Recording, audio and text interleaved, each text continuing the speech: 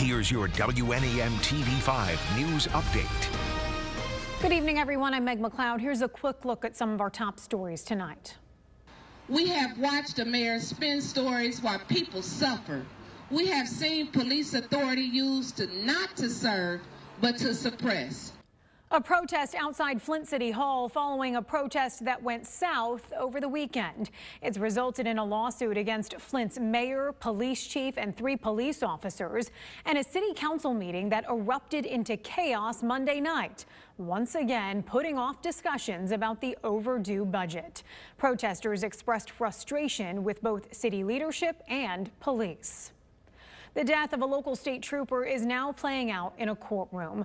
Brooke Allen is charged with operating while intoxicated causing death, a felony punishable by up to 15 years in prison. Investigators say state trooper Joel Pop was responding to her sitting in a moving lane on I-75 in Birch Run when he was struck by another vehicle in January of last year. And next Tuesday, the trial begins for the accused driver of that other vehicle. Duncan Irving is charged with failure to use due care while passing an emergency vehicle causing death, which is punishable by up to 15 years. Investigators say Irving crashed into Pop while he was working the traffic stop involving Allen's vehicle. It is National Cheese Day, and as you could probably guess, it's a big deal in Pinconning. The famous Pinconning cheese was created by Daniel Horn in the early 1900s. According to the city, Pinconning cheese could be stored at temperatures over 40 degrees, which was needed at the time of its creation because of the lack of refrigeration. Pinconning is still the home of cheese shops, including Wilson's, where you'll be greeted with a smile.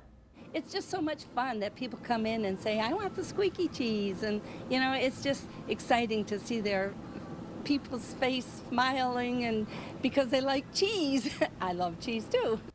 And just in time, the Cheesetown Festival and races are next weekend in Pinconning. You can check out the schedule in the Hot Links section on our website.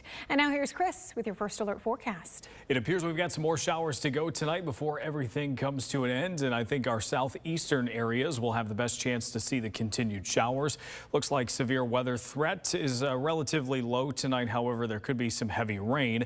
As we take a look at the hour-by-hour forecast through tonight, you can see that we have some showers starting to expand back across the area a little bit later tonight. Some of those showers could be heavy at times. Things do slow down into Thursday morning, and once they do, we'll get the skies brightened up, and it looks like we'll have a pretty nice day, although there is the caveat that we may still have some wildfire smoke that could cause some hazy conditions at times.